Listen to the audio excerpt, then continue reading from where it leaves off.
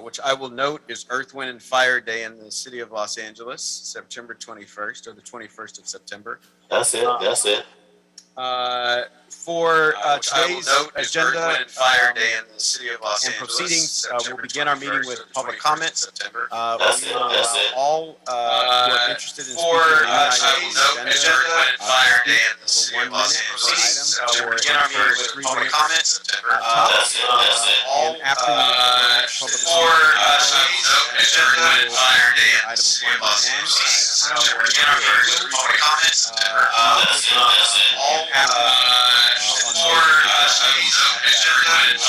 and after For if we could begin our proceedings, Mr. Mejia, can you call the roll? Certainly. Councilmember Harris Dawson as chair.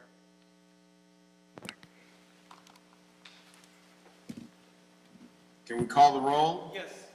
Councilmember Marquise Harris Dawson. All right, Mr. Harris Dawson, present. Councilmember Mr. John Lee, Present. Mr. Ridley Thomas, Present. Mr. Cedillo, absent. Mr. Blumenfield, absent. So we have 3 members and a quorum.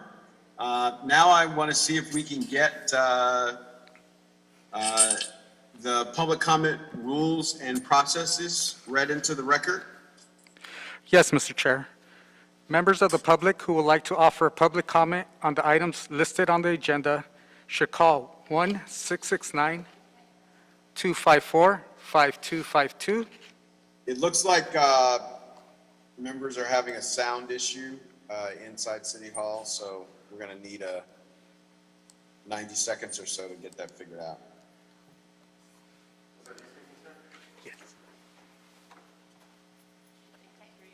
I know.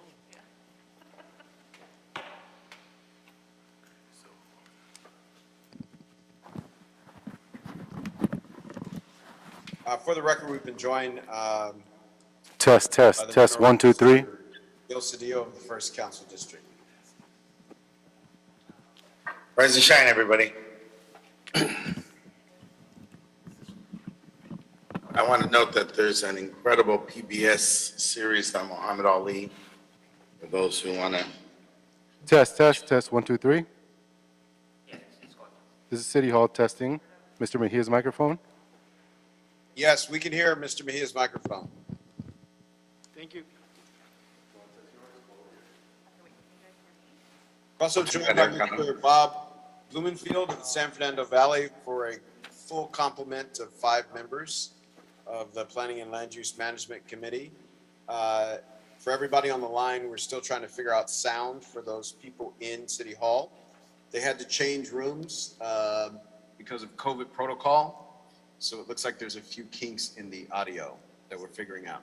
Test, test. We're testing the chair's executive assistant right now. You got the chair's executive assistant coming through. Excellent.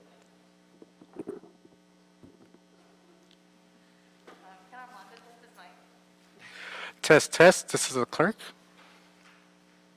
We can hear the clerk. CLA's office, Roberto Mejia. All right, Mr. Mejia, you're on. All right. I call the roll on your behalf, so that's done. Now we just need to talk about public comment and rules and processes. Yes, Mr. Chair. Members of the public who would like to offer public comment on the items listed on the agenda should call 1-669-254-5252 and use meeting ID number 161-644-6631 and then press pound. Press pound again when prompted for participant ID. Once admitted into the meeting, press star 9 to request to speak. During public comment, city staff may call on members of the public by the last 4 digits of their phone number. By pressing star 9, callers raise their virtual hand to request to speak. Once the caller hears the last 4 digits of their phone number, an automated Zoom voice will ask the caller to press star 6 to unmute themselves when it is their turn to speak. Once the caller is ready to speak, they must state their name and the items they are calling to speak on. Failure to do so will result in the call being muted and subsequently disconnected. appellants and/or their representatives, and applicants and/or their representatives will be allowed to speak for a total of 3 minutes per side unless otherwise noted by the chair. Members of the public wishing to speak on one agenda item only shall have an opportunity to speak for 1 minute. Members of the public wishing to speak on more than one item shall state that and shall be allowed to speak for a total of 2 minutes. Representatives designated to speak on behalf of a neighborhood council that has submitted a community impact statement for an agenda item will be allowed to speak for a total of 3 minutes. Designated neighborhood council representatives should identify themselves as such when called upon to speak during public comment and can send an email to clerk.plumcommittee@lacity.org as included on the agenda to provide a telephone number so that they can be identified during public comment.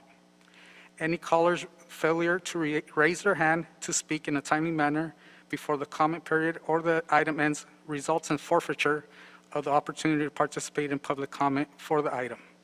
Madam City Attorney, please provide additional guidance on public comment. Adrienne Corsani, City Attorney's Office. When speaking on the agenda items, you must be on topic. Our goal is to get through all the speakers. If you are not speaking on topic, or if we cannot tell whether you're speaking on an agenda item, I will provide one brief warning. If you do not immediately and clearly return to the topic, or if you continue to stray off topic and disrupt the meeting, you will forfeit the rest of your time and we will move on to the next speaker. We will inform you when your time is up. Thank you so much. So before we go to the phones, I want to open it up to members and/or staff who may have amendments to items on the agenda that need to be read in the record before public comment. Mr. Ridley Thomas. Thank you very kindly, Mr. Chairman, Mr. Multifaceted, Multitasking Chairman, doubling as clerk and the like. We're here for you. We got our eye on you. I respectfully request a friendly amendment, sir, to also include the Bureau of Engineering and the Fire Department, as these additional departments also play a significant role in the development process, and we should look at ways to improve their processes and procedures as a part of this broader effort. We offer that as a friendly amendment to item number 5, initiated by the chair and by Councilmember Rahman. I thank you. Excellent. Ms. Rahman is supportive of the amendment, so we will include that without objection. Any other amendments to items on the agenda today? All right. Seeing none, I'll turn it over to public comment. I will note that we have about 15 people on the line, so we will prepare for 30 minutes of public comment. So we will not go past 2:46 in the afternoon. Public comment.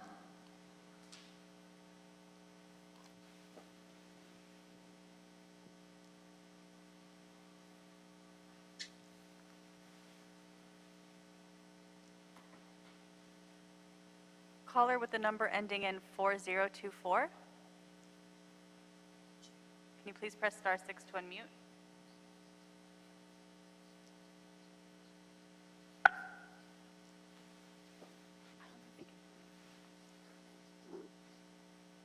Item 5. Can you hear me? We can hear you, caller. You have 1 minute. I would like to speak on all items and general public comment. Multiple items, please, madam. You have. Are you the attorney? You have 2 minutes, and your time is ticking. I heard you, idiot. Relax. Now, regarding the development process, I declare unfriendly, unconstitutional, biased, and racist action by Mr. Bonner, or is it Boner? Whatever the hell his name is. Same as that Muhammad Ali comment. Fuck Muhammad Ali. So, again, a person wishing to file a complaint regarding some of the Plum Committee's decisions by state law, Civil Code Section 51.54, and also Government Code Section 12926 subs, parentheses I and K for the record, 12955 and 12955.3.3. Did you get that, bitch? So I know what I'm talking about when it comes to Respectfully, Mr. Chair, respectfully. Hey, nigga, shut up, nigga. Just shut your ass up, boy. Listen, boy, I got the floor. That's not necessary. I got the floor, nigga. I got the floor, nigga. I got the floor, nigga. That's not necessary. Motherfucking punk ass bitch. Don't you hear me? I got the floor. I got the This floor. person off the I got line. the Come on, please. Thank floor. you. Thank you. Next caller.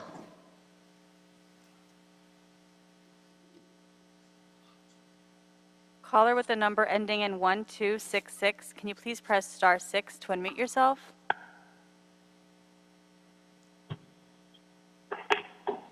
My name is John Fontrabel. I am a licensed civil engineer in California and a property owner of a 5-unit building on one lot removed from the subject project in regards to case 210646. Caller, can you point please I state wanna which make- item you're speaking on? We can't hear you. Which is the item number for the development of 1432 Beverly Drive. You have 1 minute. The point I want to make is I'm strongly opposed to the development because of the 22-foot height increase and 30% side yard reduction. In my review of the corrected letters of determination under conditional use findings, number 3 states, the height of the project is not compatible with the area and will adversely affect the adjacent properties, as well as the public health, welfare, and safety. Based on my review of the construction drawings, this project is adverse to public safety because of the reduced side yard clearance to the existing driveway. The development would create significant exposure for dropped objects. The proposed 6-foot, 3.5-inch side yard is not sufficient to preclude adverse impact to the safety of adjacent residents using their driveway. Ignoring the safety at heights issue exposes the pedestrians using the driveway to dropped objects, which can cause serious injury or death. Therefore, I oppose the 22% height increase and 30% reduced side yard, as its design is adverse to safety and is not considerate of the existing built environment. Thank you.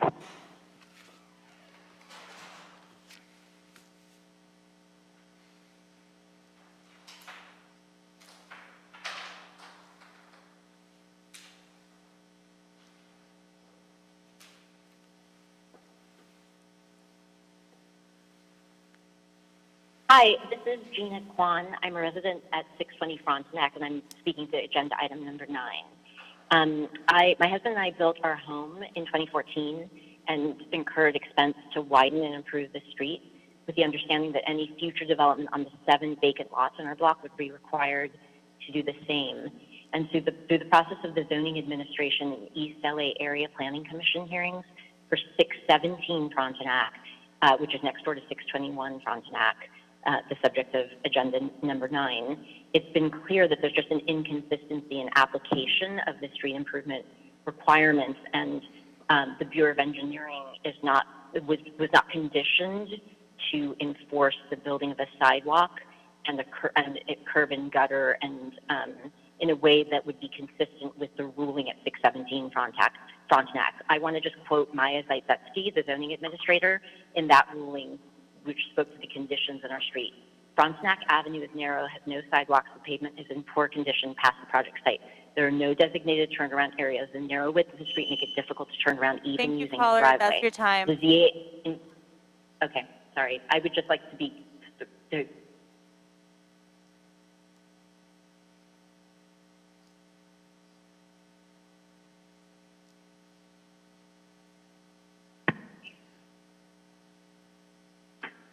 Caller, can Hi, you this please is state Max. your name and the item you're speaking on? I'm speaking on agenda number 9. My name is Max Burgos. I'm the resident owner of 659 Frontenac. I am weighing in today in opposition of the construction on 621, or the exemption for them to not improve the street. Like the previous caller said, being on the block, we have a very narrow street. I have a 3-year-old child multiple children walk from our local elementary school to the LA Recreation Center on the same street, and the street just isn't made for this many cars going up and down without the street improvements, which is why they were required, I believe, by the city. In the previous hearing, evidence was presented that stated that there were no sidewalks on the street, that it wasn't consistent with our neighborhood, which is completely untrue.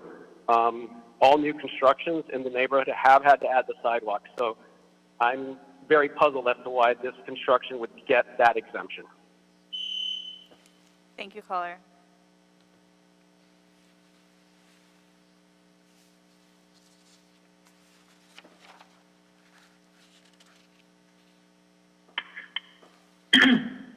Hello, my name is Susan Winsberg. I'd like to speak on items 14 and 12.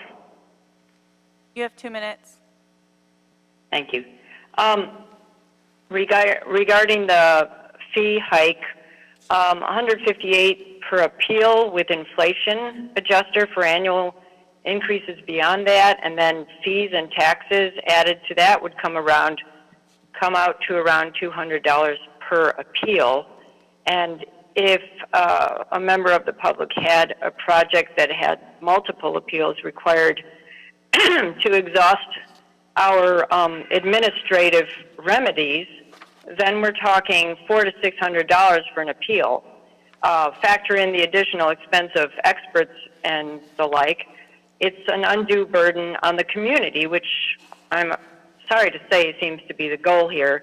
The only recovery, which is supposedly the intent of this, would be about $15,000 annually by the planning department in additional revenue, based on just over about 200 appeals per year. So the amount of revenue they're going to get is incidental to the purpose of this, which seems to be, unfortunately, to stifle community input in this process. So please do not raise the amount of the appeal. That's very hard on the public, and not fair at all. Regarding item number 12, 4750 Santa Monica Boulevard, another oversized TOC project which will overwhelm the community, cause noise pollution, cause overcrowding. It's the same kind of project that's cropping up all over East Hollywood, which, according to the last census, has had a dramatic decrease in population. This causes gentrification. It displaces low-income and minority populations. It's just another massive, out-of-place luxury product displacing Thank you, caller. That's your time. the community. Thank you.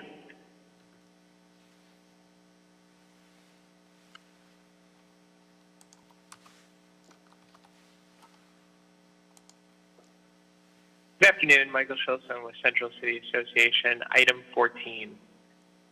We submitted a letter earlier this year supporting the proposed fees, but wish to reiterate our comments about the need for commitments from the city to reduce processing times and move away from discretionary project-by-project review overall. City Planning's report shows good progress to this end, thanks in large part to TOC and density bonus. We encourage you to go further by expeditiously advancing initiatives referenced by planning, like reworking site plan review, expanding adaptive reuse and micrograded housing, and delivering community plans, including setting hard deadlines for community plan adoption. The report also highlights the need for more scrutiny over CEQA appeals. About half come from appellants located more than a mile away from projects, suggesting notable abuse of the appeal process as a dilatory political tactic. We also recommend eliminating child care fees, as mentioned in the report. I believe the city should remove the need for such approvals altogether. Thank you.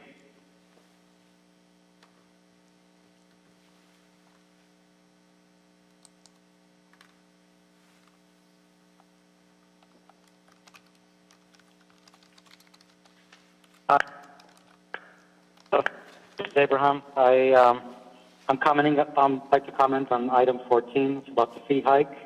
You know, I've noticed over and over again over these short years that I've had interaction with City Hall that everybody on the planning committee, the lobbyists have your ear, the lawyers have your ear, the backroom deals are always being done, and the public is always excluded. And the goal is to have a means that we have some input in, sadly to say, already a done deal. You guys have been bought and sold a long time ago.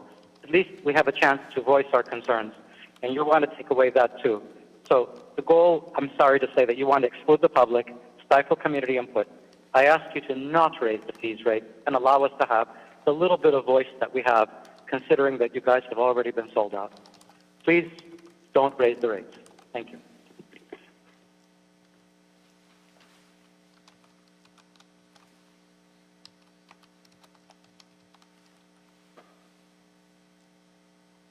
Good afternoon, council members. John Given on item 14 regarding non-applicant appeal fees.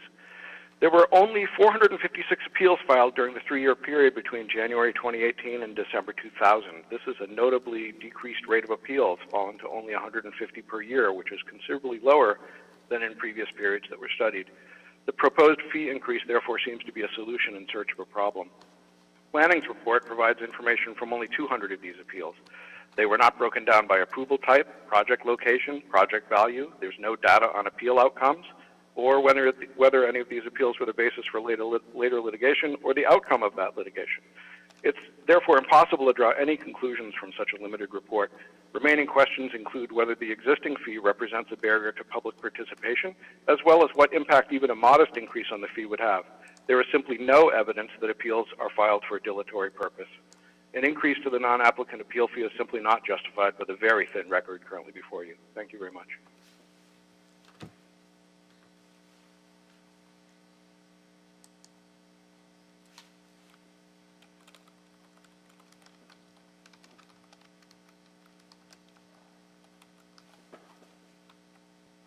Caller with the number ending in 1403, can you please press *6 to unmute yourself? And then state your name and the item you're speaking on.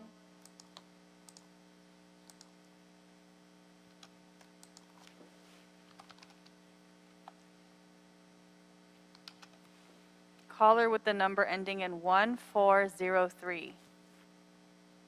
Yeah, I won't speak on all the motherfucking items the general public comment, rookie.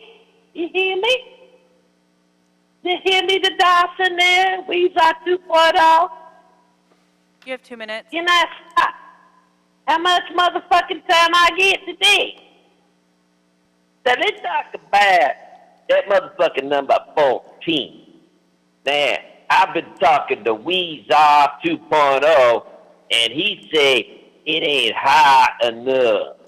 So we need to raise the appeal fee up to $2,000. So none of you motherfuckers ever appeal another goddamn project again. Because we're busy bulldozing the whole city to build more expensive housing shit. That's how we get the cash. And that's why Marquizzi gonna be able to buy a beach house. That's what we're trying to do here today. Now, you don't get a beach house for nothing. You gotta be chairman of Plum to get your own beach house. Now, right now, I figure he got probably $500,000 stored over there in that Tesla he driving in the ghetto. He really started, fool. So we gotta get more motherfucking money from your development. We gotta get more corruption and bribes because Weezer 2.0 is alive and kicking the city. We gotta build more shit. So let's sing the song, everybody. I'm a welfare nigga. I gotta build more shit. Build more shit. We gotta build more shit on the Plum. Weezer 2.0. Weezer 2.0. Corruption today. We're gonna give it all away. I'm corrupt. My name's Marquizzi, and I'm Weezer 2.0. Yes, sir, everybody.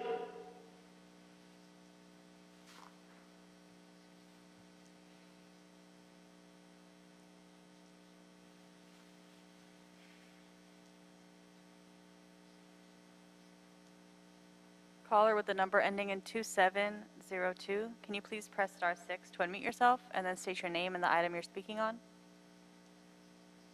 Can you hear me? Yes, caller, we can hear you. I'm Jennifer Moran. I'm a founding member of the East Hollywood Neighborhood Council. I'm speaking about agenda items number 12 and 14. You have 2 minutes. Regarding item 14, raising fees on appeals puts undue burdens on the citizens of our city at a time when personal finances are unstable. Regarding item 12, in the 14 years since we founded the East Hollywood Neighborhood Council, we've seen an accelerated displacement of minorities in this community because of projects like the one before you under appeal today. Driving out the poor from this neighborhood in favor of pro-luxury housing is not going to help solve our city's #1 issue, homelessness. Homelessness is not being addressed with these developments, and in fact, it is made quite a bit worse during periods of construction. Homeless encampments are not safe for homeless people, and they are not safe for residents who live in houses. This project would be almost 100 feet tall, where nothing else exceeds 2 stories. It is out of proportion to the existing structures in the neighborhood. It received an 80% density increase. There is not proper infrastructure nor planning to support that giveaway. When you add this to the almost 2,500 other apartment units being proposed or constructed within a mile of this site, you can see why the people in East Hollywood are being pushed out of their homes. Thank you.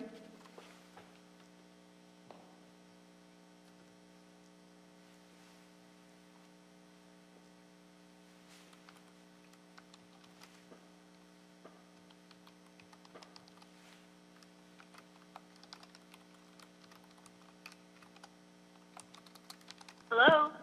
Hi, caller, we can hear you. Can you please state your name and the item you're speaking on? Okay, thank you so much. It's Ruth Miller. I'm calling in number 7 and 13 to support the Cultural Heritage Commission nomination of the What's Happening Cultural Center, and number 13, the Crenshaw Women's Center. And on number 14, opposing the fee increase, we have the most vulnerable communities whose RSO housing is being wiped out constantly. The mayor signed the RSO ordinance April 2017, but unfortunately he exempted hotels. We have homes being lost for hotels all over Hollywood. These are our most vulnerable communities who fight to stay in their homes. They do try and appeal. Please don't take away their homes and their voices too. Please don't increase the fees for appeals. Thank you so much.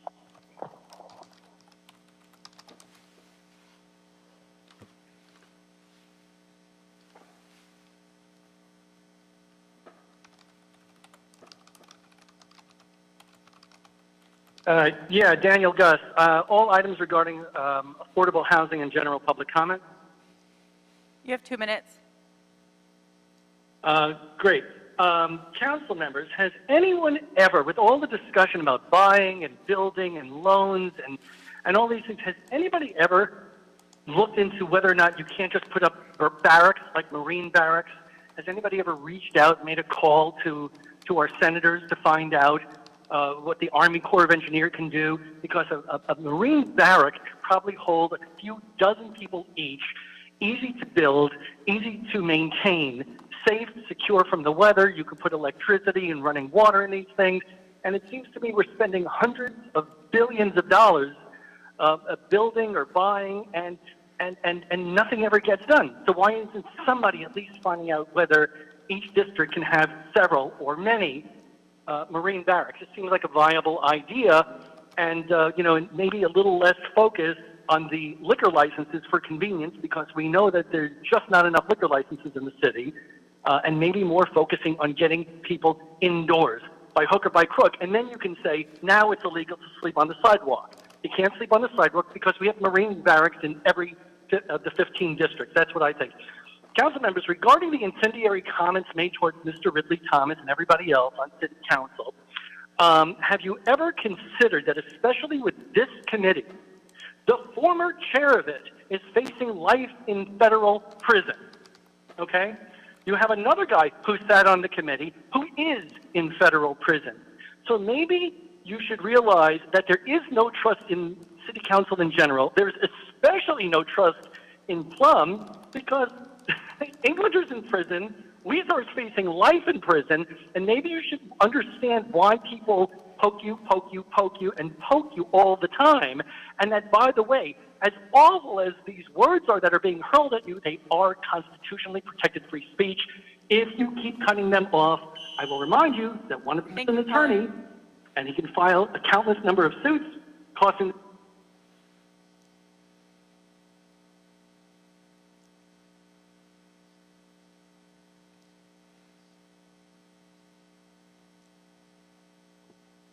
Hi there, I'd like to speak on item 14. You have 1 minute, caller.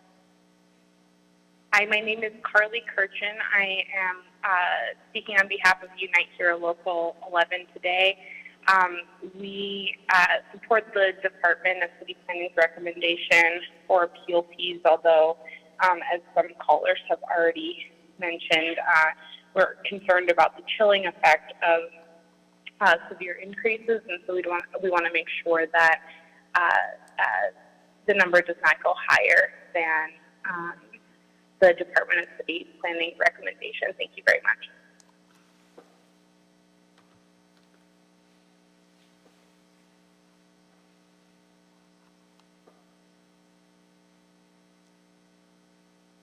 Hi, this is David Wheatley. I live in the Silver Lake area of LA. I'd like to speak on number 14 and on number 1, and if 1 is not allowed, then number 12. You have 2 minutes, caller. Okay, thank you very much. I'm calling to let you know a little bit of what it's like to be an appellant in the City Planning Commission system, City Planning system.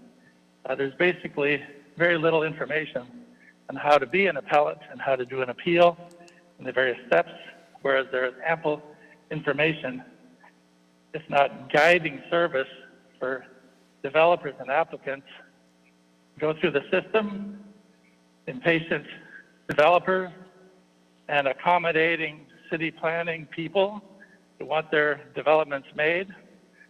And so I'm asking that the amount of the fees be kept where they are, or please reduce them. I appreciate the subsidies involved, but still, for what we have to go through, to keep the fees where they are reduced would be much appreciated. Also, it seems to me that the main track of project development might be similar to a concourse at an airport where the various airlines are on either side, United, and so on. And I'll tie that in together, that these various departments like Building and Safety, Bureau of Engineering, Department of Education, and so on, are off to the sides. And the information that the planner uses from these agencies does not make it into the file. I'm asking if that could please be done. Also, when I inquired as to ABC for their information, they said I had to file a Public Records Act. This makes it way, way, way too difficult to get the information needed to scrutinize and, if necessary, challenge these cases. So I'm asking the head of city planning and for this committee to please make it easier to gather this information. Also, Public Records Act request, there's a Thank you, delay. caller. That's your time.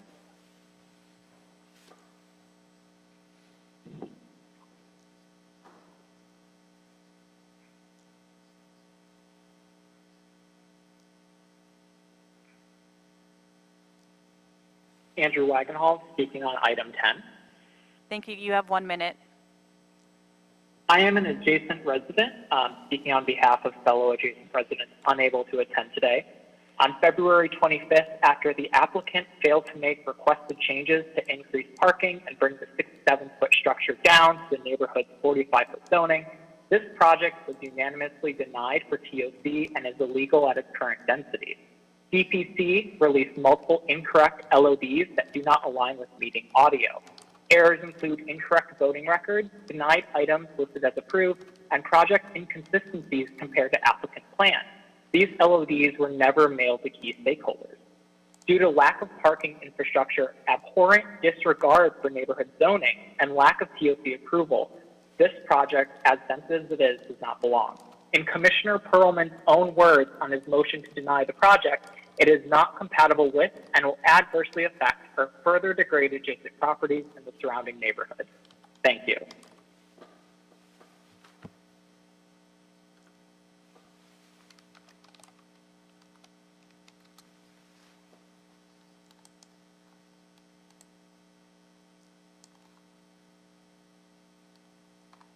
Hi, can I be heard, please?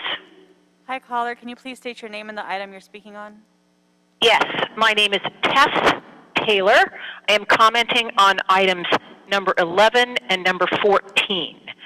So on item number 14, this is tantamount to telling residents of Los Angeles that you cannot afford to live here. This proposed ordinance would exempt overdevelopment projects from appeal challenges by erecting excessive and unjust fee barriers.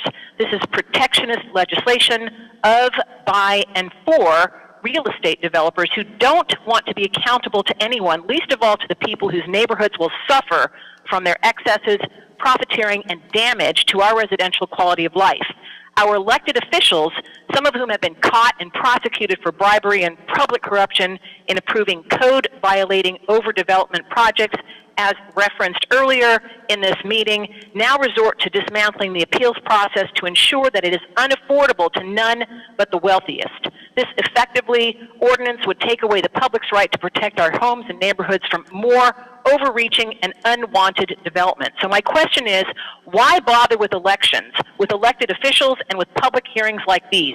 Why don't you simply hand over the entirety of our city government to developers?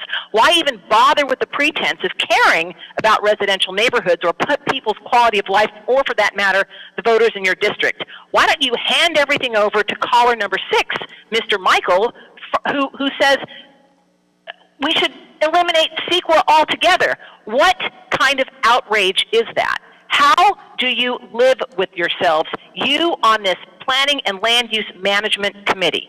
This lip service is so insulting. I am outraged that it's even put together like this. This has become a completely corrupted process as you continue to put developers, their corporations, and profits over the very people who put you in office. As of right now, it is estimated that between 60 and 90% of Los Angeles is spot zoned.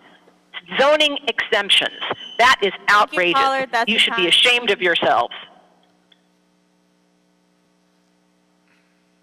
Mr. Chair, it's now 2:45. Thank you so much, and thank you to everybody who called in to comment on our various agenda items. We have, we'll begin our agenda today by hearing from the leader of our Department of City Planning, who I'm excited about hearing his director's report for today. Mr. Bertoni.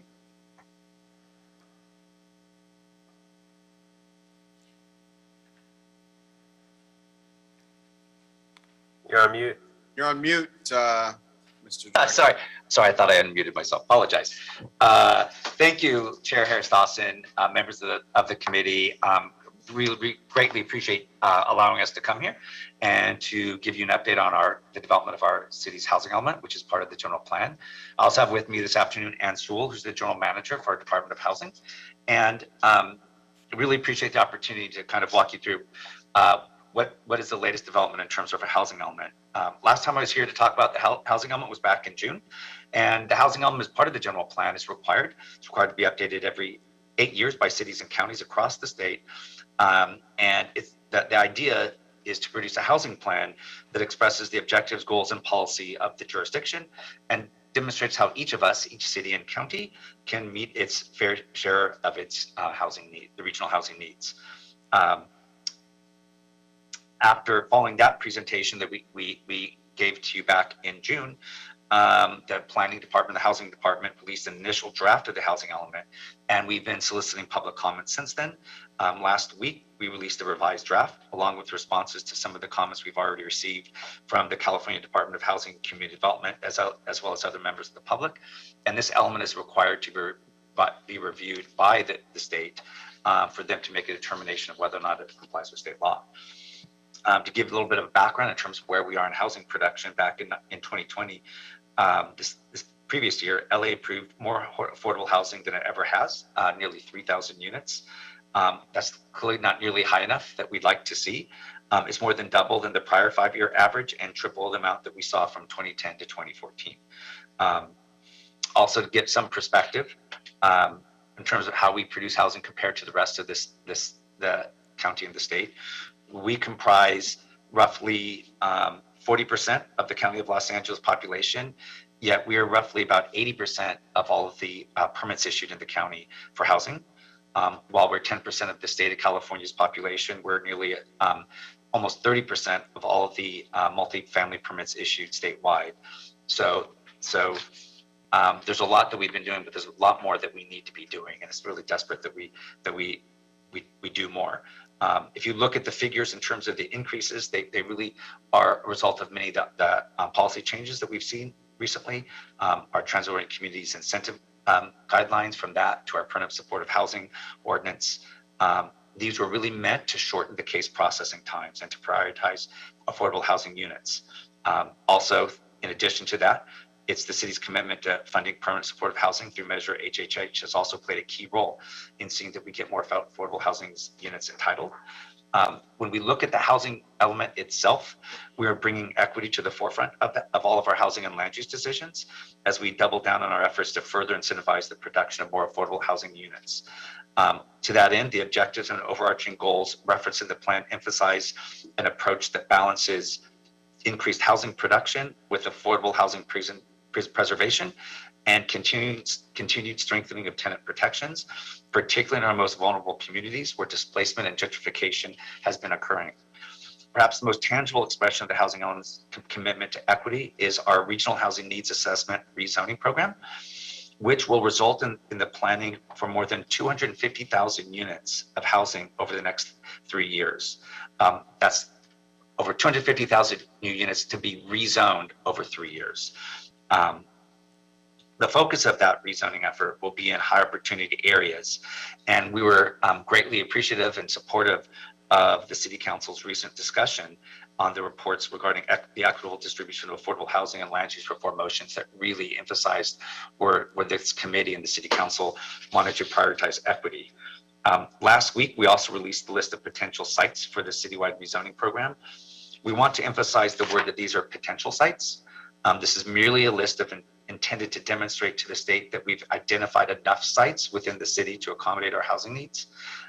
In terms of which of these sites we actually rezone, we'll be working through a very public process where we'll be engaging council offices, communities, to really work closely on the various rezoning plans and strategies, including citywide rezoning strategies, in addition to the community plan updates and other zoning ordinances that we will be updating over the next 3 years when these rezonings have to take place. The draft of the housing element purposely includes more sites and units that is required by the state to allow decision makers flexibility in choosing appropriate rezoning sites.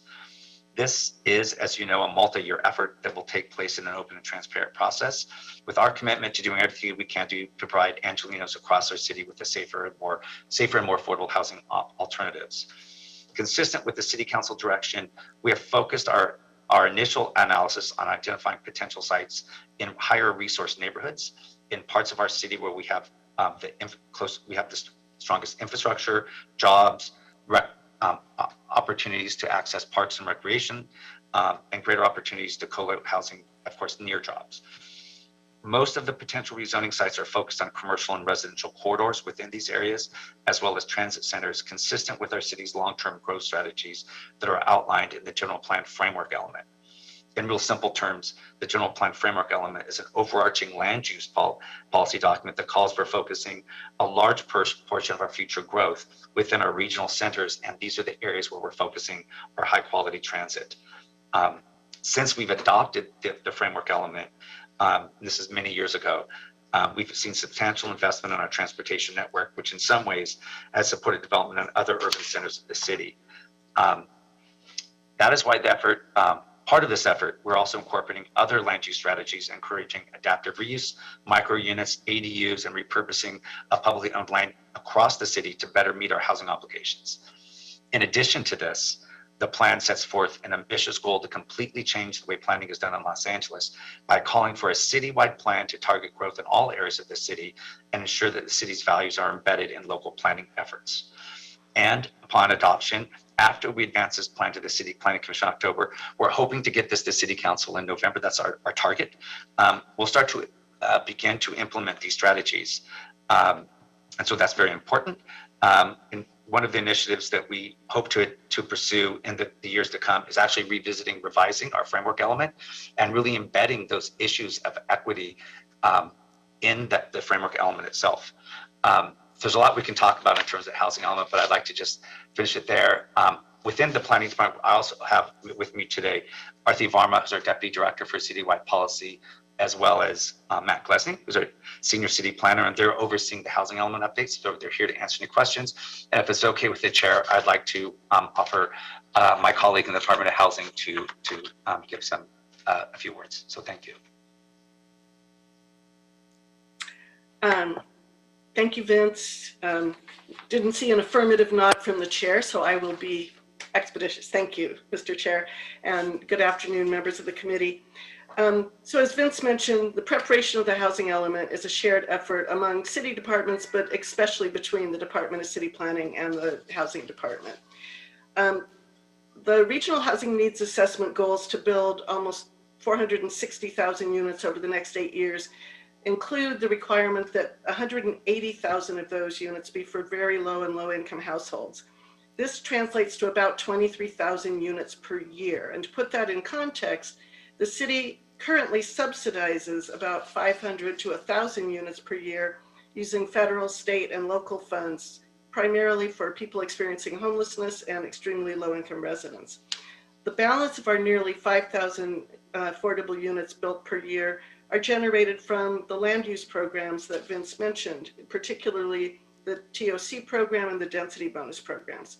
The draft housing element reflects the need to preserve and expand the use of these incentive programs as we work to increase the zoning capacity of the city.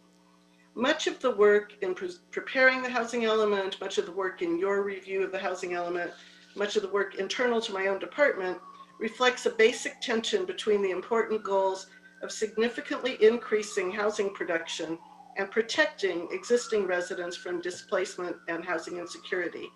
And these goals are reflected in the policy changes that are in the document before you.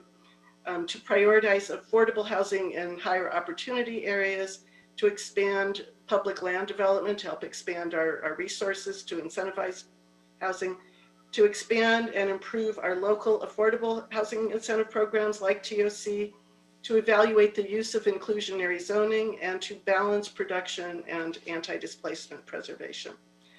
The city already has significant tenant protections on the books, such as our rent stabilization ordinance and our tenant anti-harassment ordinance, our eviction defense program, and our emergency rental assistance program. State laws also provide protections such as no net loss and the right to return for displaced residents. The housing element identifies programs to expand and strengthen, such as expanding our affordable housing registry. An important element of the housing element, especially as we think about a major upzoning program, is the analysis that we undertook about affirmatively furthering fair housing. There could be communities, Los Angeles is not one of them, that would say, let's just dump all our need for new units in the farthest flung, least served by transit, least likely to connect to jobs, cheapest to build communities. But state law and our own sense of what would be effective in building a community do not allow us to do that. The affirmatively furthering fair housing analysis looks at where good jobs, good schools, healthy communities are likely to least available to low-income people, and where we want to provide new access to them. And so you'll see an extensive analysis of zoning and funding decisions that we would need to make to change historic patterns of segregation.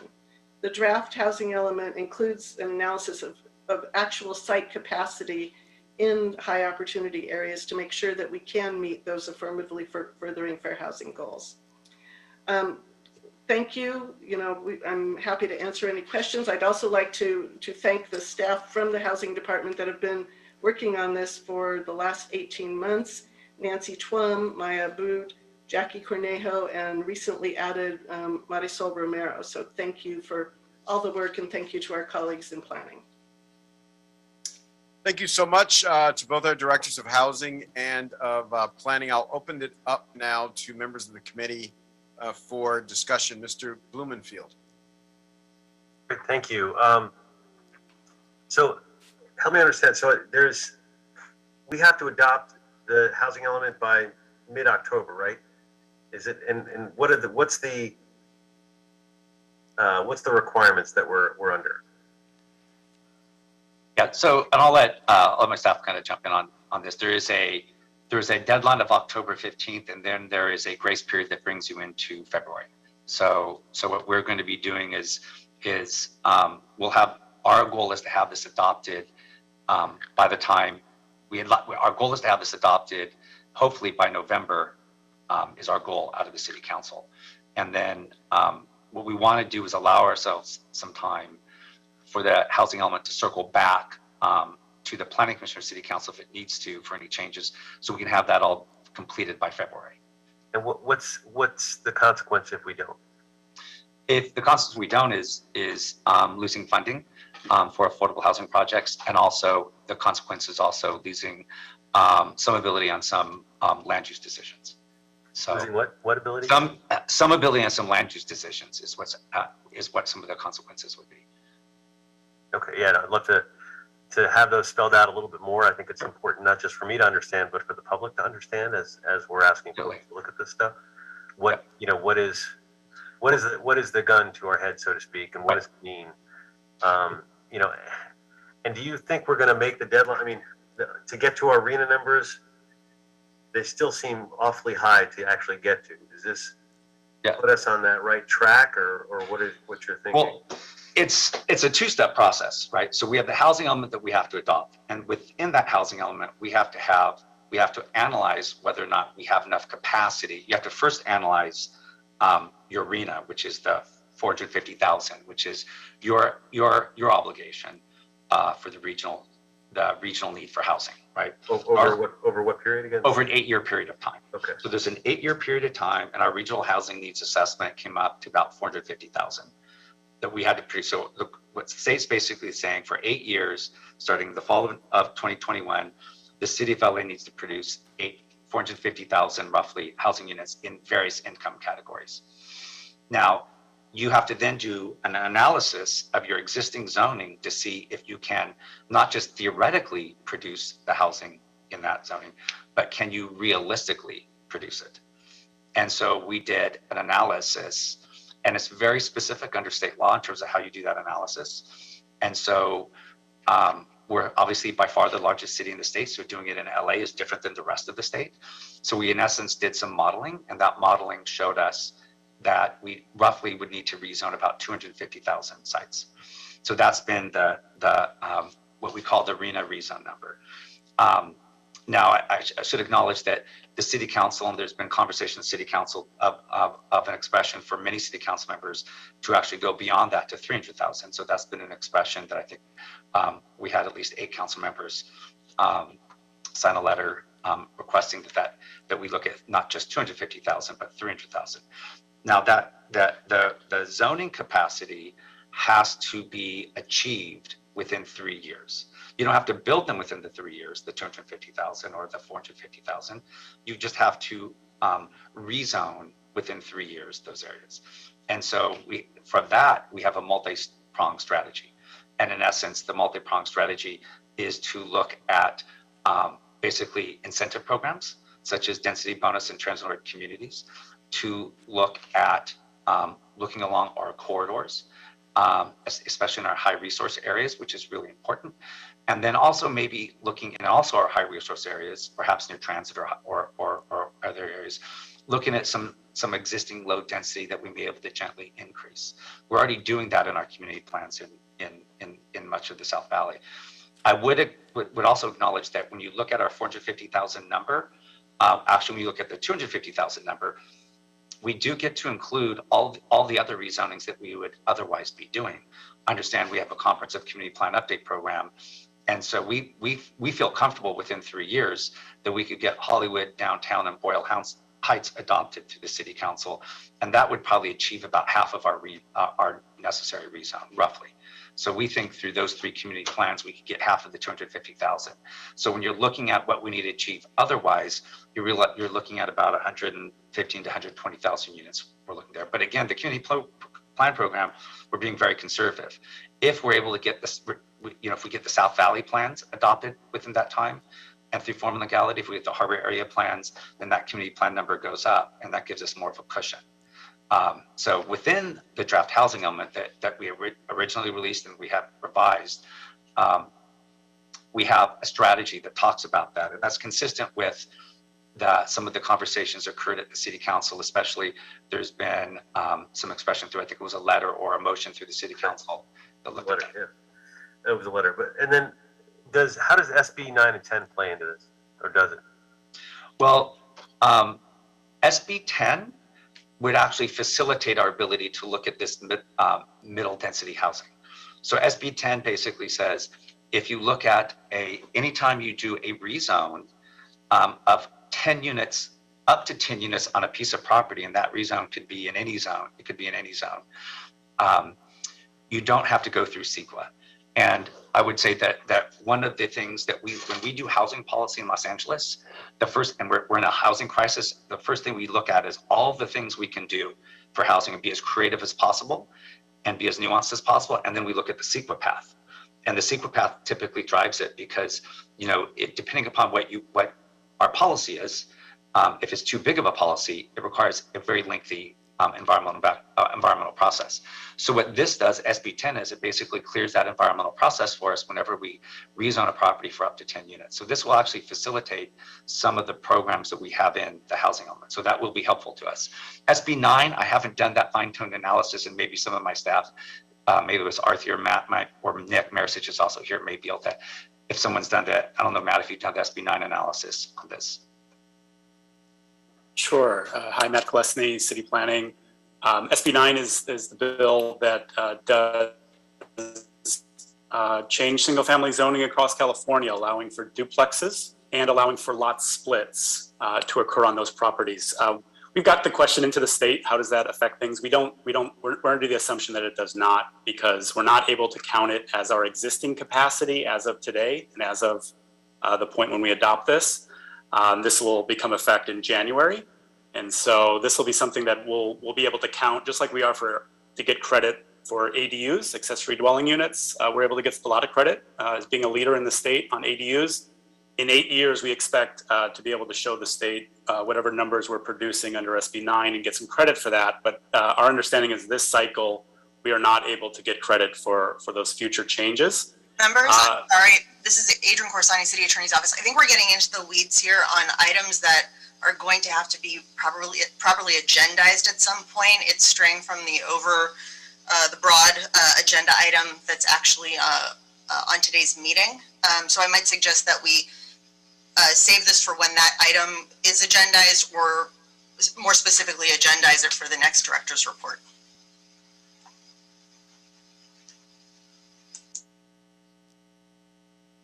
All righty then. Questions or comments from any other members of the committee? I'm assuming that exhausts your inquiry, Mr. Blumenfield. I'll take mercy on you and stop. Yeah. We're happy to have a follow-up conversations too, so appreciate it. Great questions. So thank you. Yes, and I have a bunch of questions, but it's long in the day, so I will look forward to following up with planning and the housing department. But the gist of my question, I think, probably goes to the housing department. So, just in real sort of plain layman community member terms, no one can live in a rezoned block. There has to actually be units there. And so I'm just wondering, with this big number that we have to get to, how much are we relying on the sort of private for-profit housing market to produce that? And how much are we relying on the public sector or the not-for-profit community to produce those numbers? If we follow our current pattern 4/5 are coming from incentives. So the private sector building a TOC unit or a density bonus unit, and 1/5 is coming from subsidy.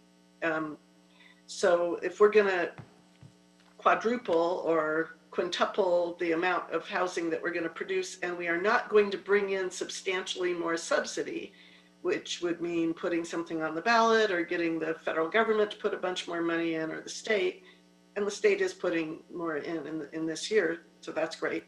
Then it's going to be probably even more coming from the private sector as opposed to from subsidies.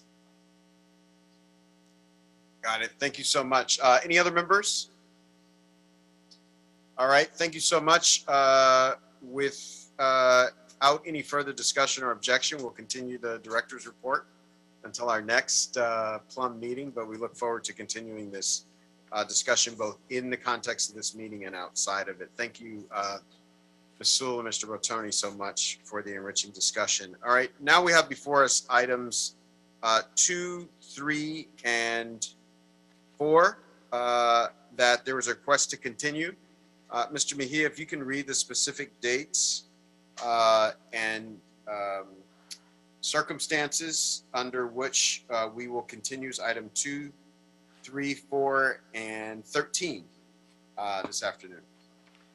Yes, Mr. Chair and committee members. Item 2, the appeal as to the tract map for a 640-unit apartment building with 32 units for moderate income in CD10.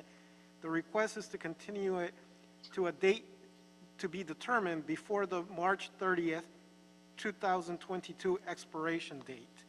Item 3, the associated vesting zone change and the other land use entitlements, the conditional use, and the site plan review, and the 2 appeals for the same project and project site. Again, the request to continue it to a date to be determined before the March 30th, 2022 expiration date. As to item 4, which is a categorical exemption from CEQA and a recommendation from the Planning Department to disapprove the project as it relates to an automated car wash situated in CD 14, the request and the appeal by the applicant, the recommendation therein to continue it to a date to be determined. Item 13, Mr. Chairman and committee members, this is a Cultural Heritage Commission report relative to the inclusion of the Crenshaw Women's Center as a historic cultural monument situated in CD 10. The request is to continue it to October the 19th, 2021, sir. Thank you so much. Without objection, that'll be the order on those items. Next, we have items number 5, 6, 7, and 8. The chair is requesting that we adopt these items on consent. If there's no objection, Mr. Mejia, it's been seconded by Mr. Cedillo. Mr. Mejia, if you could read the appropriate information into the record and call the roll on items 5, 6, 7, and 8. Yes. As to item 5, a motion Raman Harris Dawson instructing the Housing Department and Building and Safety to report in 90 days with a strategic plan to streamline 100% deed-restricted affordable housing projects in the city. The recommendation therein to adopt and to amend the motion to include a friendly amendment from Councilman Mark Ridley Thomas to also include the Bureau of Engineering and the Fire Department, as these additional departments also play a significant role in the development processes, and also to look at ways to improve those processes and procedures as part of the broader effort. As to item 6, this is a Cultural Heritage Commission recommendation to include the Midway residence located at 146 North Harvard Boulevard in CD 10. Recommendation is to approve the inclusion of that property. As to item 7, the categorical exemption from CEQA, again, a Cultural Heritage Commission report to include the What's Happening Cultural Center in CD 15 as a historic cultural monument. Recommendation therein is to approve the inclusion. As to item 8, this is a report from both Planning Department and the City Administrative Officer. The recommendation is to apply to accept a 2021 through 2022 California Certified Local Government $40,000 grant from the State of California Office of Historic Preservation and to execute the grant agreement with the State of California. The recommendation is to approve the CAO recommendations, to authorize the Planning Department to apply, accept, and enter into a grant agreement subject to the approval of the Council for a grant in the amount of $40,000 for the 2021 through 2022 California Certified Local Government Grant from the State of California. And this is to develop a mobile device and web-based public engagement program for Historic Places LA, the city's online historic resources inventory and management system. That concludes those items, Mr. Chairman and committee members. All right, please call the roll. Yes, Councilmember Marquise Harris Dawson as chairman. Yes. Councilmember Gilbert Cedillo.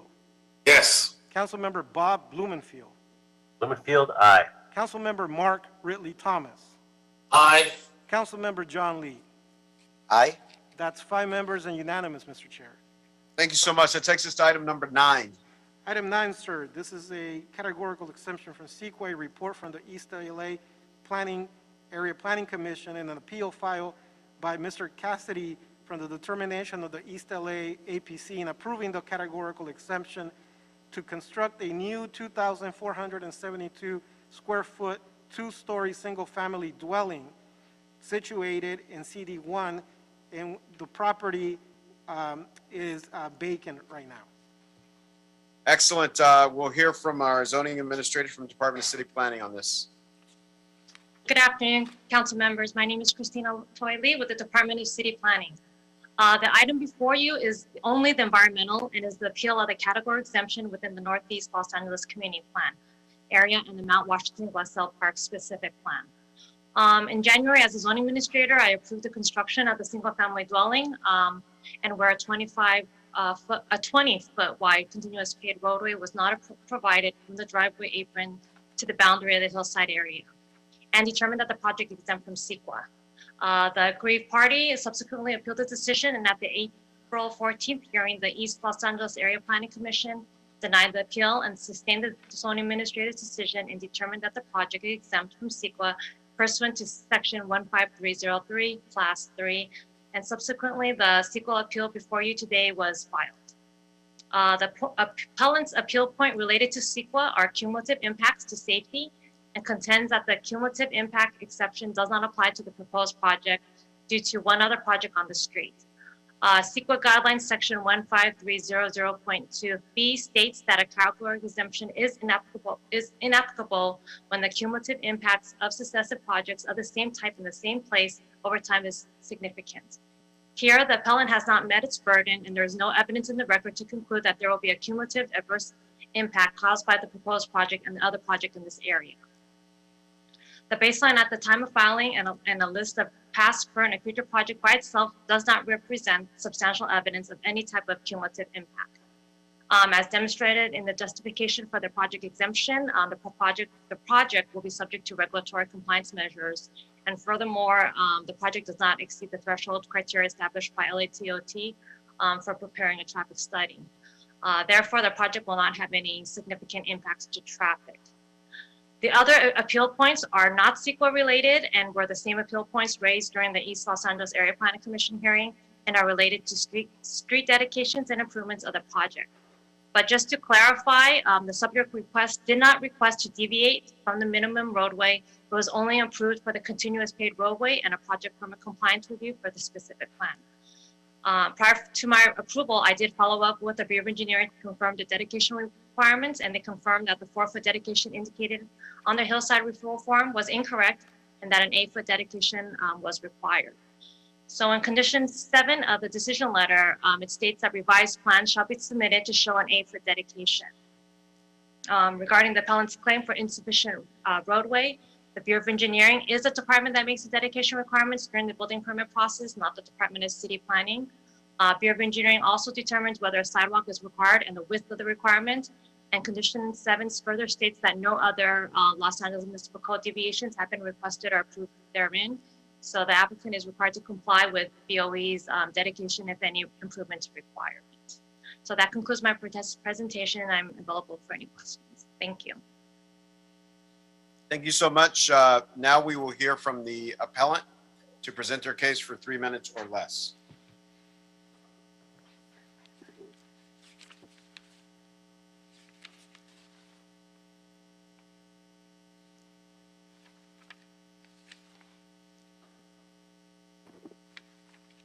Padraig Cassidy, can you please press *6 to unmute? I'm here. Hi, my name is Patrick Cassidy. Thank you, commissioners, for hearing my appeal. Please refer to the survey found in your council file dated 9/20/21. I have 3 points to make. First, the appeal of the exemption. The project is part of a known succession of projects, single-family dwellings on vacant lots fronting a previously unimproved substandard hillside street. The cumulative impact of this sequential development was highlighted in the approval conditions of its immediately north neighbor at 617 Frontenac, when the zoning administrator determined, quote, when the adjacent vacant properties to the south are developed, the 4-foot sidewalk can be continued, which will further improve the safety of the street for the pedestrians and drivers. Number 2, conditions imposed.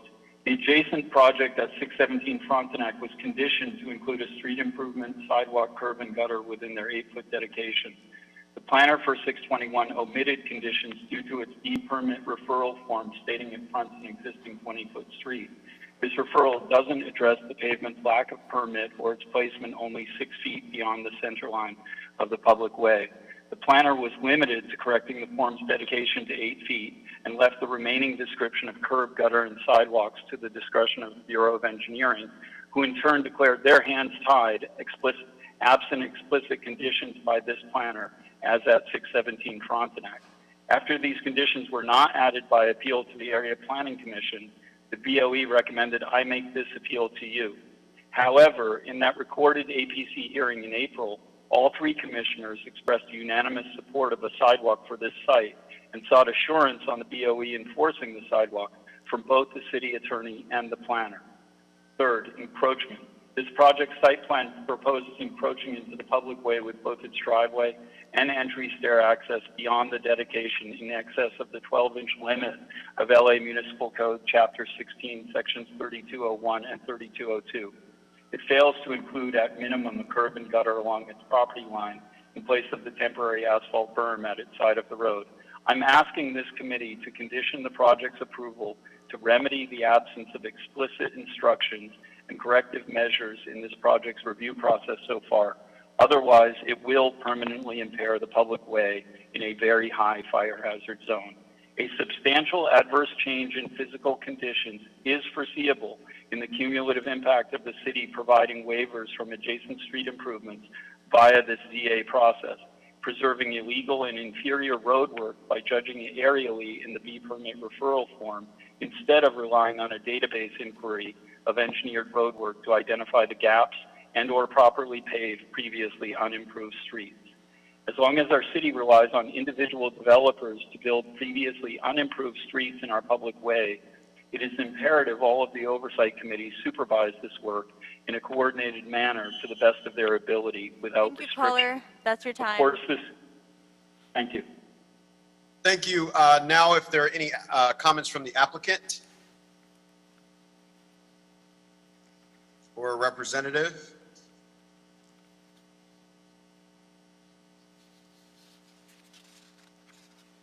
Megan, can you please press *6 to unmute yourself?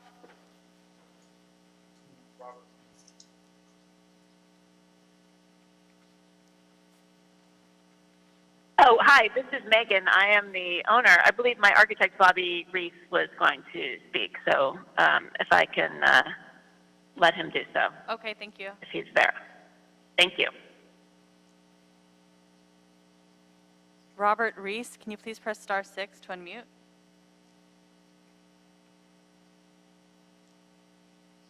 Hello, this is Robert Reese. I'm the architect for the project, and I just want to note that we have not yet submitted the project to Building and Safety, and once we do so, we intend to comply with all the corrections required by both Building and Safety, Bureau of Engineering, as far as improvements to the street and otherwise, and the 8-foot dedication as indicated in the revised hillside referral form. So we are not, not trying to get away with anything here. It's just as the first step in the process, the plans we've submitted are to planning only, but we intend to, of course, comply with all requirements by city departments as we go through the plan check process. Thank you. All right, thank you so much. Now we'll begin our deliberations by hearing from Councilmember Cedillo or his designee before we contemplate this matter. We're prepared to defer to the zoning administrator. We've seen the decision of the Planning Commission. We've just heard from the architect. This is a challenging area, and we have shared the concerns of the appellant, but we also trust in BOE and the wisdom and the experience of both BOE and the zoning administrator and the architect to reconcile the concerns that are raised by the applicant. Thank you so much, Mr. Cedillo. I'll second Mr. Cedillo's motion. If there's no further discussion, Mr. Mejia, can you read the specific instructions into the record and call the roll? Yes, so for clarification, my understanding is that the appeal is being denied, correct? Yes. Okay, so the recommendation is a denial of the appeal filed by Mr. Cassidy and thereby sustain the determination of the East LA Area Planning Commission in approving the environmental clearance, the categorical exception for CEQA for the construction of the 2-story single-family dwelling with the attached garage on a vacant 9,498.1 square foot lot within the Mount Washington Glassell Park specific plan for the property located at 621 East Frontenac Avenue in CD1. And I will call the roll, Mr. Chair. Councilmember Harris Dawson. Yes. Councilmember Gilbert Cedillo. Yes. Councilmember Bob Blumenfield. Aye. Councilmember Mark Ridley Thomas. Aye. Councilmember John Lee. Aye. That's 5 members and unanimous, Mr. Chair. Aye. Excellent. That takes us to item number 10. Item 10, sir, this is a categorical exemption from CEQA and the related findings. This is an appeal by Allison Block on behalf of the residents in the building located at 1436 through 1440.5 South Beverly Drive in CD5 from the Planning Commission's determination in approving a density bonus for a housing development with 13 units. 2 units are being set aside for very low-income households. We'll begin with a report from Department of City Planning.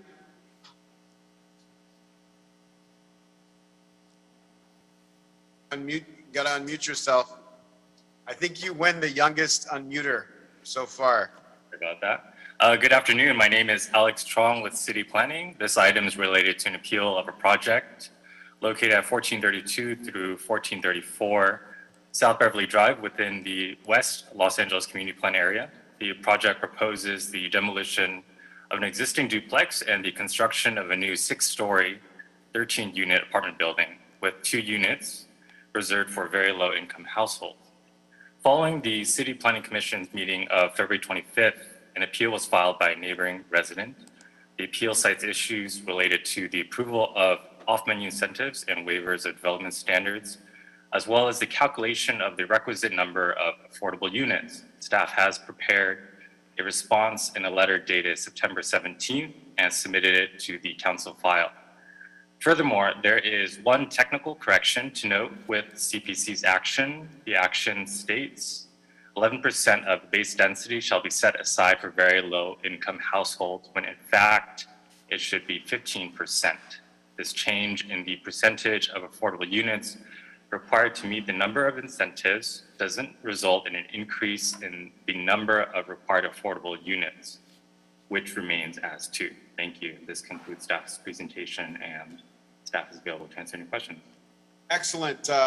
Any comments from the applicant? You have 3 minutes or less.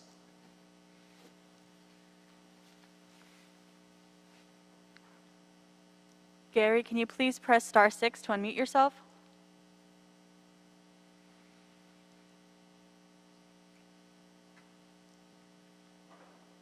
Gary Benjamin, can you please press star 6 to unmute? Okay, I think I'm unmuted now. Is that?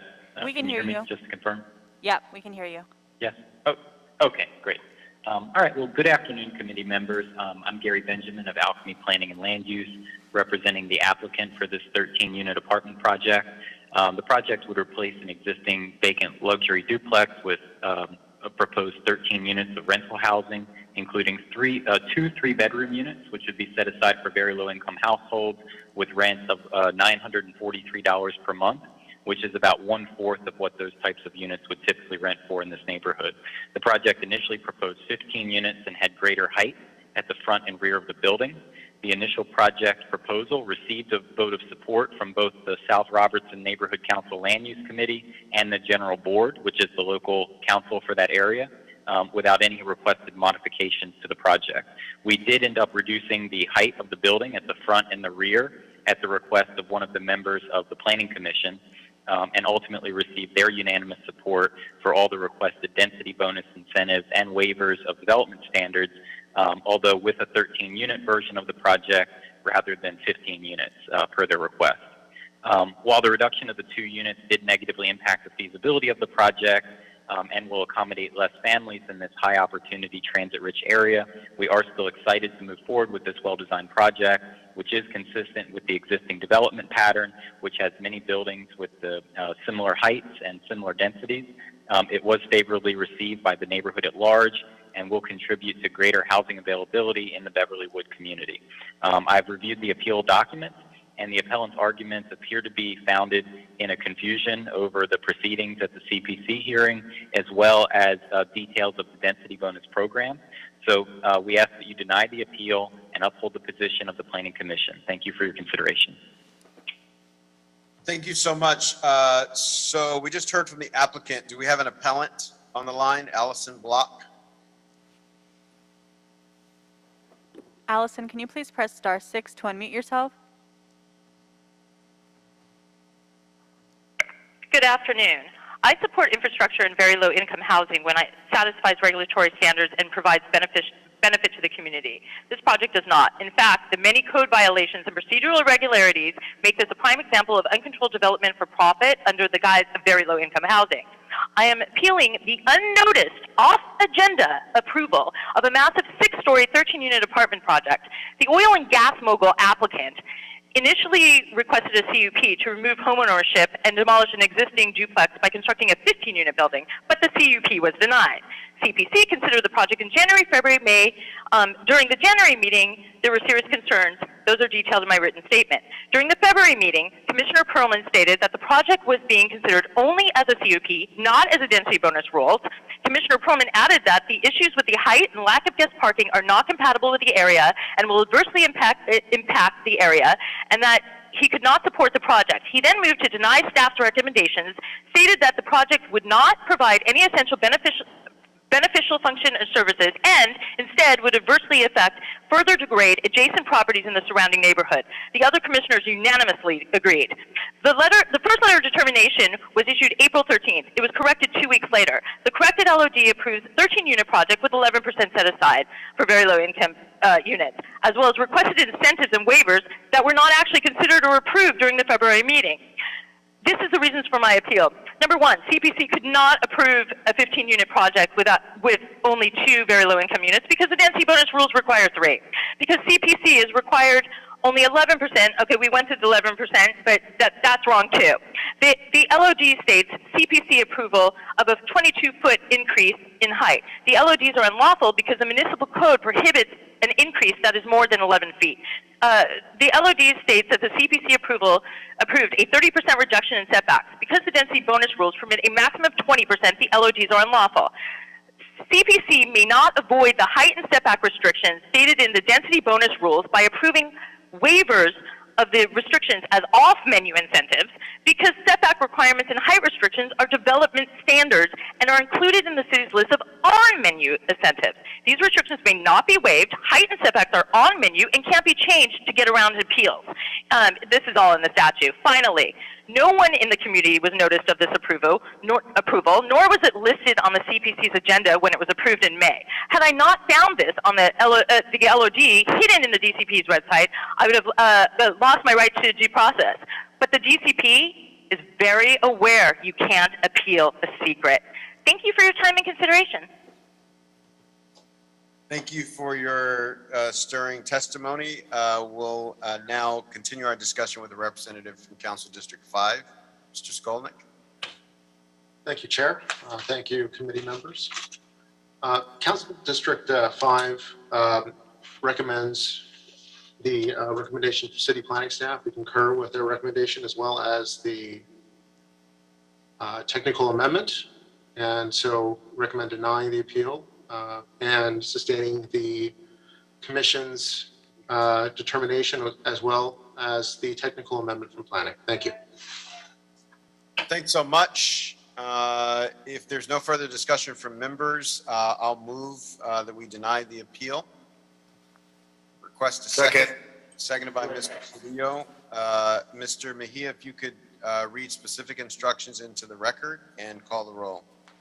Yes, to deny the appeal filed by Allison Block on behalf of residents in the building located at 1436 through 1440 and a half South Beverly Drive, thereby sustain the determination of the Planning Commission in approving a density bonus for a housing development with a total of 13 units, with 2 units, and now it should be noted as 15% of the base density set aside for low-income households, as noted by City Planner Alex Fong at today's meeting, and as concurred by the Deputy of CD5, Daniel Skolnick, in lieu of the base density of 9 units, along with an on-menu incentive to permit a 22% increase in floor area ratio for the property located at 1432 through 1434 South Beverly Drive in CD5. Councilmember Marquise Harris Dawson as chair. Yes. Councilmember Gilbert Cedillo. Councilmember Gilbert Cedillo. Yes. Councilmember Bob Blumenfield. Aye. Councilmember Mark Ridley Thomas.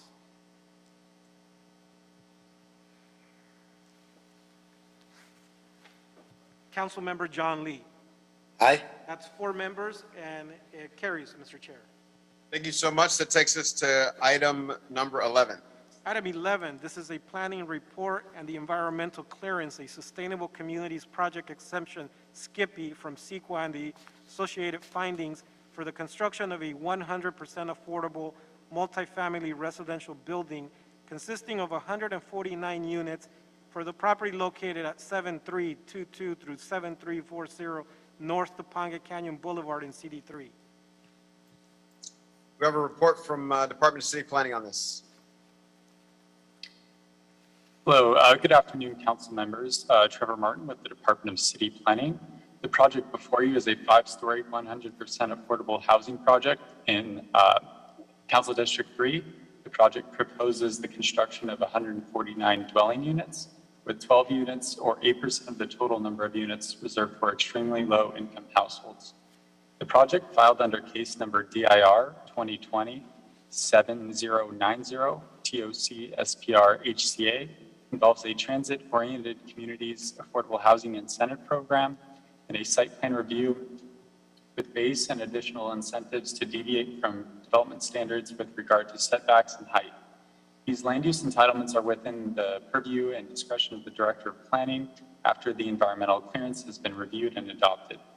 As such, as part of the applicant's request, is a determination that the project qualifies as a Sustainable Communities Project exemption. For short, I will be referring to it as a SCIPPY.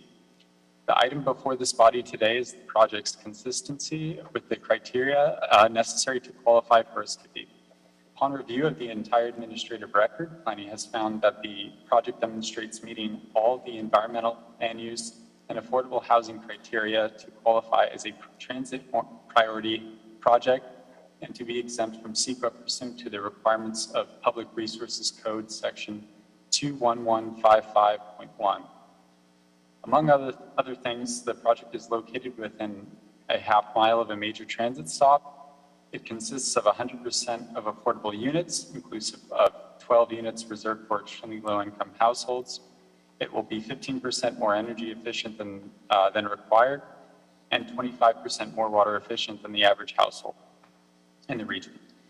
That said, staff recommends that the Plum Committee find that the project complies with the requirements of CEQA for use of a SCIPI and further recommends for council action to adopt the project's SCIPI. That concludes my presentation. I'm available for any questions. Thank you. All right, thank you so much for that report. We'll begin our deliberations by hearing from Mr. Blumenfield. Thank you, Mr. Chair. So this is great. It's a 100% affordable project in my district, and I support it. But I do want to speak to, I know that there was concern in my district and the neighborhood council about the very real issue of parking. And I'm very sympathetic to that and want to work with the community hand in glove to make sure that doesn't become an issue. But what's before us is we can't address parking in what's before us. What's before us today is the environmental clearance, the SCIPI.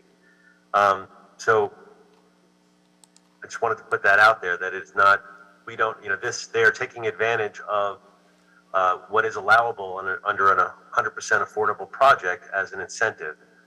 So that it's not something that we can base the SCIPI on. And as far as the SCIPI goes, they meet the requirements of that. And again, at the end of the day, we need affordable housing, and this is 100% affordable housing, and that's why I support it. Excellent.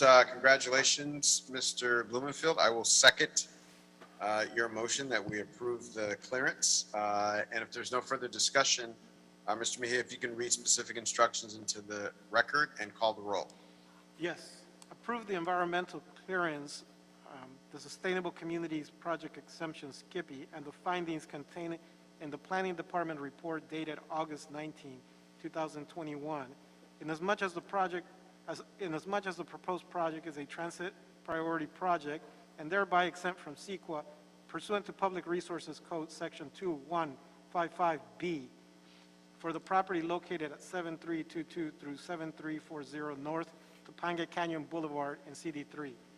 Councilmember Marquise Harris Dawson as chair. Yes. Yes. Councilmember Gilbert Cedillo. Yes. Councilmember Bob Blumenfield. Blumenfield, aye. Councilmember Mark Ridley Thomas. Councilmember John Lee. Aye. That's 4 members, and it carries, Mr. Chair. Excellent. Thank you so much. That takes us to item number 12. Our last day to act is October 4th, 2021.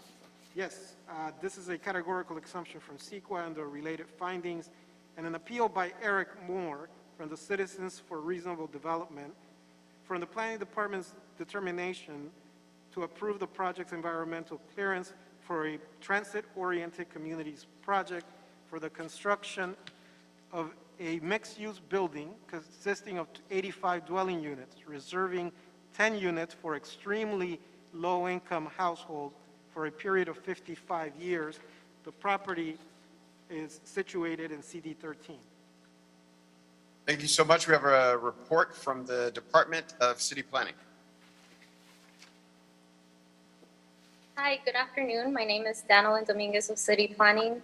The item before the committee today concerns the construction of an 8-story mixed-use building with 2 levels of subterranean parking consisting of 85 dwelling units and 1,137 square feet of commercial floor area. On March 12, 2021, the Director of Planning adopted categorical exemption number ENV-2020-4250-CE and determined that the project is exempt from the California Environmental Quality Act, or CEQA, pursuant to CEQA Guidelines Section 15332, Class 32, Infill Development Project, and there is no substantial evidence demonstrating that any exceptions contained in section 15300.2 of the state CEQA guidelines apply. On March 28, 2021, the Department of City Planning received one partial appeal of the project. Subsequently, on June 8, 2021, the Department of City Planning received a letter from an interested party, Doug Haynes, in support of the appeal. On June 22, 2021, the City Planning Commission, CPC, followed its consideration of the materials and oral testimony, denied the appeal, and sustained planning's determination dated March 12, 2021.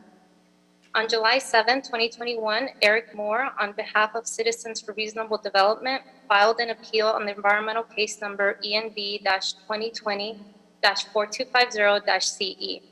Appeals were not filed by any other aggrieved parties. The appeal filed by the appellant mainly relied on the same arguments and information as presented in a previous letter to the city. Staff responses to the appeals have been transferred to the council file for your consideration. Based on this information, staff recommends that the Plum Committee deny the appeals and sustain the original determinations by the City Planning Commission. And that concludes my presentation. I'm available for any questions you may have. Thank you so much for your presentation. So I will ask if there is an appellant present to speak. We got an email saying the appellant would not be here, but I want to double check. Mr. Eric Moore, Mr. Doug Haynes, if you're on the line, you have 3 minutes to speak to this item. Doug Haynes, can you please press *6 to unmute yourself? Hi, this is Doug Haynes. Eric Moore is unavailable to speak today, so I was asked to fill in for him. First, on a procedural matter, your limitation of speaking time at the beginning of the hearing precluded multiple residents from testifying on this issue. As far as the appeal itself, number one, the appeal provides a detailed list of 42 other TOC density bonus projects in the vicinity that have been proposed or approved in just the last 2 years, which would add 2,500 residential units to the area. The city may not ignore evidence of these other projects, yet they have. 2, a Class 32 exemption must be consistent with the applicable zoning designation and regulation, yet this project is at odds with the general plan, the Hollywood Community Plan, the Vermont Western Transit-Oriented District Specific Plan, and AB 283. The applicant seeks an 80% increase over the allowed base density, resulting in a density equivalent to the R5 zone. The density of R5 is permitted only in the regional center commercial area of the Hollywood Community Plan, which this is not. 3, a formal traffic study is required. The traffic assessment improperly identified the existing site use as general retail in order to receive a generous VMT credit, when in fact the existing use is a vacant house with a semi-permanent yard sale and kids jumper rental business with no on-site customer parking and no real customers. During the commission hearing, staff stated that the trip credit would increase if the vacant housing component were included. This is nonsense, as the point is that the site does not qualify in any way as general retail, and therefore no credit should have been provided. 4, as far as noise and vibration in the 2 reports that were provided, equipment operations will occur as close as 10 feet from the property line next to residential properties to the south and west. Under typical geometrical spreading laws, the predicted noise level at 10 feet is 14 dBA higher than at 50 feet. That would raise the reference noise levels to 89 dBA when operating close to the site boundary. If a distance adjustment is correctly applied, which hasn't been done, residential uses listed as adjacent would in fact experience a 50 dBA increase in noise levels. The noise and vibration reports propose noise barriers with a minimum height of 10 feet, yet the proposed project would be 97 feet tall, and the determined letter contains no construction noise mitigation measures because the project received the categorical CEQA exemption, precluding the city from imposing any such requirements. Staff claims in their appeal report that the city regulation measures will ensure that the project complies with the city's noise ordinance. I'll point out the city's noise ordinance is irrelevant to CEQA. The noise reports acknowledge the significant impact is unavoidable and environmental review is required. Unless a mitigation measure is included that completely restricts equipment operation closer than 50 feet, the city's CEQA categorical exemption cannot be supported. There is therefore no basis for the city and the applicant to contend that there will be no significant noise impacts. Thank you very much. We look forward to hearing what CD13 says on this. I will point out that this had only one appeal because there is no hearing for these matters without an appeal. There is no public notification on these projects. Nobody knows about these projects because they're secret That's your projects. time. Thank you.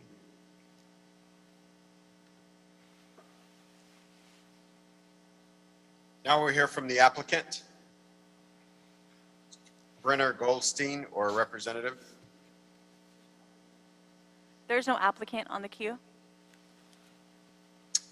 All right, do we have a representative of Council District? Todd Nelson? Do we have a Todd Nelson on the line?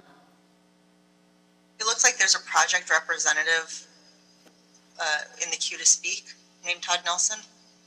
All right, calling on Todd Nelson. Make yourself known at this moment, please. Hello, can you hear me? Yes. Great. Thank you. Good afternoon, committee members. This is Todd Nelson from Armbruster Goldsmith Delvac, representing the applicant in this matter, Canfield Development. Thank you very much to planning staff for the presentation, as well as the thorough responses to the appeal points that are contained in the record, as demonstrated by those responses, as well as the supporting CEQA technical reports, the appellant's allegations and objections to this project, which have not changed since their initial letter being appealed. They simply just are repeated over and over again, are completely without merit. The project's technical studies were conducted by qualified expert consultants in accordance with all applicable city and federal requirements, and were also reviewed and approved by the respective city departments, including the Office of Historic Resources and Department of Transportation, as well as the Planning Department itself. In contrast to this detailed set of reports and substantive analyses, the appellant's objections consist of mere conjecture or personal opinion, which do not rise to the level of substantial evidence. As determined by the Director of Planning and as unanimously determined by the City Planning Commission and as set forth in the project's extensive findings, this project complies with all applicable zoning regulations and properly qualifies for the Class 32 CEQA exemption for urban infill projects. Appeals such as this only serve to slow the production of much-needed mixed-income housing. For the reasons provided by staff and as reflected in the record, we respectfully request that you deny this appeal and allow this project to move forward. Thank you very much. All right, now we'll hear, thank you so much. Now we'll hear from Mr. Bullock, representing Council District 13. Good afternoon. My name is Craig Bullock from Council District 13. We are supportive of the Planning Department's recommendation to deny the appeal and to uphold the decision by the City Planning Commission. We don't feel that the points made in the appeal meet the qualifications to grant it. Thank you. Thank you so much. So I'll move denial of the appeal. Is there a second? Second. Seconded by Mr. Blumenfield. Mr. Mejia, can you read specific instructions into the record and call the roll? Yes, to deny the appeal by Eric Moore from the Citizens for a Reasonable Development and thereby sustain the determination of the Planning Commission to approve the project's environmental clearance, a categorical exemption from CEQA for a qualifying Tier 4 transit-oriented communities project for the construction of an 8-story mixed-use building with 85 dwelling units, reserving 10 units for extremely low-income household for a period of 55 years for the property located at 4750 West Santa Monica Boulevard, and as stated by the city planner at today's meeting. I will call the roll. Councilmember Marquise Harris Dawson as chair. Yes. Councilmember Gilbert Cedillo. Yes. Councilmember Bob Blumenfield. Aye. Councilmember Mark Ridley Thomas. Councilmember John Lee. Aye. That's 4 members and it carries, Mr. Chair. Thank you so much. That takes us to our 14th and final item for this afternoon. Yes, item 14, Mr. Chair and committee members, this is a report from the city attorney, a draft ordinance to amend the municipal code to update fees for applications and appeals for planning approvals, and also a planning department report on various cases, processing fees and data. Thank you so much. We have a report from the Department of City Planning on this item. Yes. Yes, we do. Lee Lamb from our administration is here to give a presentation. Ms. Lamb. Yes, good morning, council member. Good afternoon, council members. This is Lee Lamb, City Planning. Before you today is a city attorney transmitted report and draft ordinance for the comprehensive update to planning's case processing fees, as well as the report back from city planning on a number of items, all of which has been transmitted and uploaded to council file in advance of today's meeting. The ordinance was last heard before the committee on May 4th of this year. At that time, the committee concurred with city planning's policy recommendations and requested the city attorney to prepare and present a report and final draft to the ordinance. The committee also requested that city planning report back on a number of items, including the impact of eliminating fees for child care facilities, statistics related to appeals filings, and the creation of a fee related to existing oil drilling sites. When this item subsequently advanced to City Council, City Planning was also asked to report on fees for elder care facilities and coastal development permits, as well as a report on strategies to increase the number of ministerial applications. As previously stated, the requested report back and ordinance have been uploaded to the council file. Both planning and city attorney are present today to answer any questions. Thanks so much. Is there any questions, or are there any questions or items for discussion from members of the committee? Seeing none, I'll move that we note and file the report by the planning department and approve the city attorney prepared ordinance, in addition to requesting the city attorney to work with Department of City Planning to update our city's elder care facilities ordinance. Is there a second? Second. Seconded by Mr. Blumenfield. Discussion, Mr. Cedillo? I'm sorry, we're having some technical difficulties here, but just thank you for your leadership on this. I thank both departments. This is very critical. Earlier, we heard the challenges that are in front of us with respect to us meeting our regional housing requirements. None of this happens if we continue to permit those appeals that are not on point, that are dilatory, that take place away from the environment. Those are really holding us back. And there's frankly not enough cost recovery here, but still it provides us some pathways forward, and hopefully we can begin to do the type of thoughtful development that comes from this committee and from these two departments, and not be tied up with plans that are simply dilatory in their nature. And that's all I can say about that. So thank you for your leadership, Mr. Chairman. Thank you so much, Mr. Cedillo. Mr. Lee or Mr. Blumenfield, questions, comments?